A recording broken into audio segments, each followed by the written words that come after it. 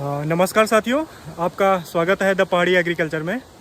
आज हम लोग टिहरी जनपद के जो हमारा चंबा जो शहर है उसके थोड़ा आगे लगभग 5-7 किलोमीटर आगे एक साबली गांव है। साबली गांव में हमारे एक मित्र हैं, वो बहुत अच्छा कार्य कर रहे हैं और उन्होंने सभी के लिए एक मिसाल बनाई है इस क्षेत्र में। कहीं ना कहीं देखिए, आप लोग हमारे पीछे भी देख रहे होंगे, बहुत अच्छे ढंग से खेती की है। तो हम मिलते हैं प्रेम बहादुर जी से, जो नेपाल से आए हैं और इस क्षेत्र में बहुत ही अच्छा काम कर रहे हैं। मैं आपको दिखाऊंगा आगे।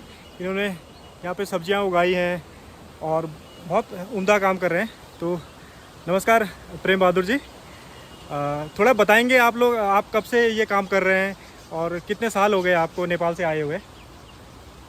सर हम तो बस हो गया 20-21 साल हो गया।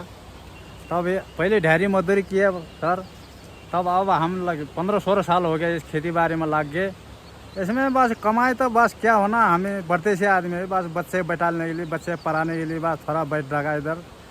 ढेरी मजदूरी करने का तो अब कोई हमारा वो इतना वो नहीं है, और थोड़ा खेती बाड़ी का काम करेंगे सोच के बाद हम कर रहे हैं। तभी भी इसमें सर बस क्या करना, बस चांस नहीं होता है। बस कभी बारिश से नुकसान हो जाता है, कभी धूप से नुकसान हो जाता है। बस क्या करना सर, बस ये बस अपना मेहनत कर रहा है बस। बहुत सुंदर। बस तो प्रेम दा, आप थोड़ा बताएंगे कि आप 20 साल से जब इस क्षेत्र में हैं, मतलब इंडिया में हैं, और नेपाल से आप अपने बच्चों के साथ, सभी लोगों के साथ यहाँ पे आए होंगे। तो आपने बताया है कि पहले आप दिहाड़ी मजदूरी वगैरह भी करी है। तो ये खेती के कार्य में आप कितने सालों से हैं? खेती के सालों में 15-16 साल हो गए साहब। अच्छा, 15-16 सालों से आप खेती कार्य कर रहे हैं। जी, इसी क्षेत्र में कर रहे हैं या पहले कहीं और जगह भी किया है? पहले सर मैंने चेक खाटी में था, तब इसी जगह में हो गया। मेरे को यहीं पर हो गया 14 साल।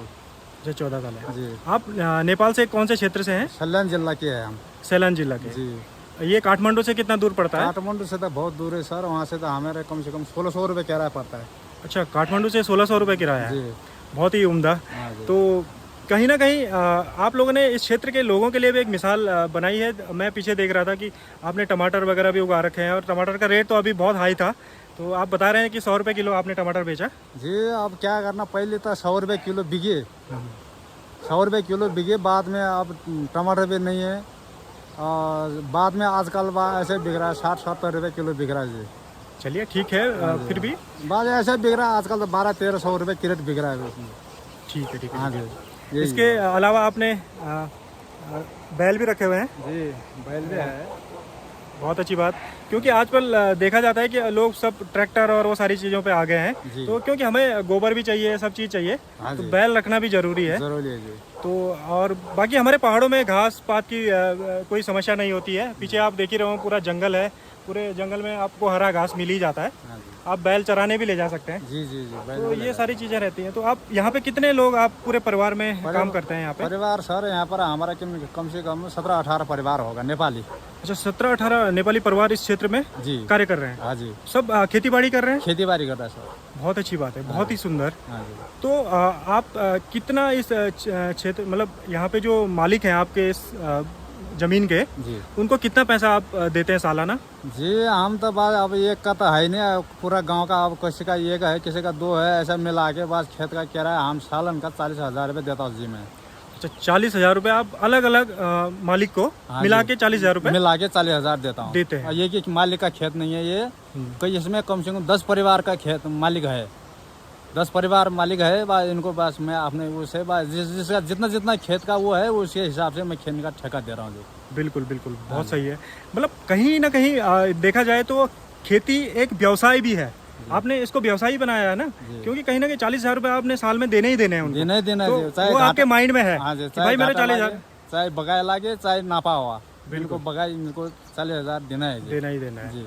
बाकी आपकी मेहनत है, बस। जितना आप मेहनत करोगे मेहनत का फल ही मिलता है। बस जी, वो सही बात है। मेहनत ही कर रहा है सर, तो और क्या कर। अभी जो आप ये खेती कर रहे हैं, क्या संदेश देना चाहेंगे किसानों को, और हमारे पहाड़ी क्षेत्रों के किसानों को क्या संदेश देना चाहेंगे? बेसिकली जो अभी हमारे यहाँ पे लोग, आपने देखा होगा, पलायन कर जा रहे हैं ना, और बहुत सारे लोग, मतलब गांव में बंजर खेत छूटे हुए हैं। ऊपर मैं देख रहा हूँ पूरे के पूरे पीछे बंजर खेत हैं, और बहुत सारे गाँव में इस तरह की कंडीशन है जी। तो उन लोगों के लिए क्या संदेश है? क्या इस क्षेत्र में कार्य किया जा सकता है, या क्या बोलना चाहेंगे आप?